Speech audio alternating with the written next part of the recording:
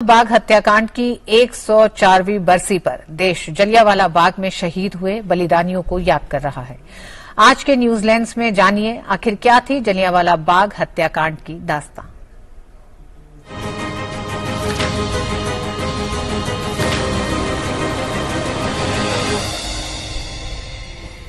स्वतंत्रता संग्राम की अनेक घटनाएं ऐसी हैं जो इस बात की गवाही देती हैं कि आजादी हमें आसानी से नहीं मिली। देश की जंग आजादी के इतिहास में कई ऐसी बर्बर घटनाओं का जिक्र है जिनको याद करके हमारी रूह कांप उठती है। देश की आजादी में कई ऐसे नासूर हैं जो आज भी जख्म बनकर चुभते हैं। इन्हीं नासूर में से एक है जलियांवाला बाग। 13 अप्रैल 1919 वह तारीख जिसे याद करने से हर किसी का दिल सहम उठता है।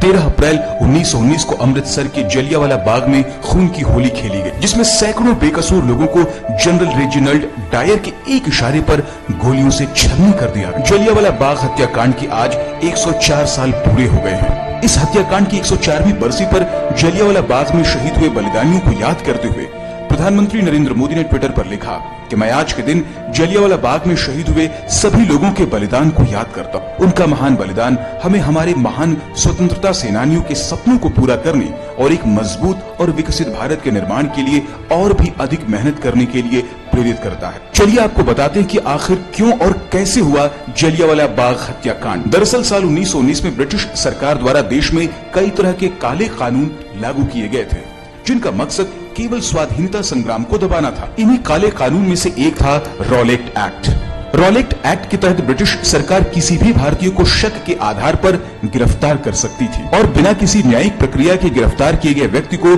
2 साल तक जेल में रख सकती थी।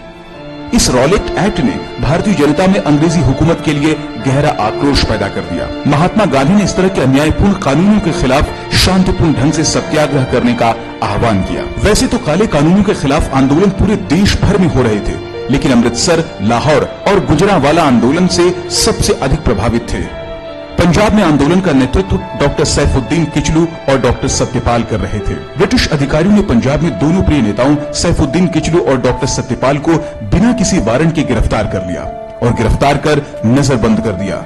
इसके बाद बढ़ते विरोध को देख ब्रिटिश सरकार ने पंजाब में मार्शल लॉ लगा दिया और अमृतसर की कमान जनरल डायर को सौंप दी। 13 अप्रैल 1919 को पंजाब के अमृतसर के जलियांवाला बाग में बैसाखी के मौके पर एक सभा का आयोजन किया गया। उस दिन लोग जलियांवाला बाग में सैफुद्दीन किचलू और डॉक्टर सत्यपाल की गिरफ्तारी के विरुद्ध शांतिपूर्वक विरोध सभा कर रहे थे। दरअसल इस सभा में ज्यादातर लोग वह थे जो बैसाखी के महोत्सव में भाग लेने आए थे। जनरल रेजिनाल्ड डायर ने इस विरोध को खतरे के रूप में देखा और कार्रवाई करने का फैसला किया। तभी जनरल डायर अपने सैनिकों को लेकर जलियांवाला बाग में बिना किसी चेतावनी के डायर ने अपने सैनिकों को निर्दोष भीड़ पर गोली चलाने का आदेश दे दिया। लगभग 10 मिनट तक गोलीबारी जारी रही, जिसमें 1000 से अधिक बेकसूर लोगों ने अपनी जान गंवा दी। 13 अप्रैल 1919 भारतीय इतिहास में दर्ज एक काला अध्याय है।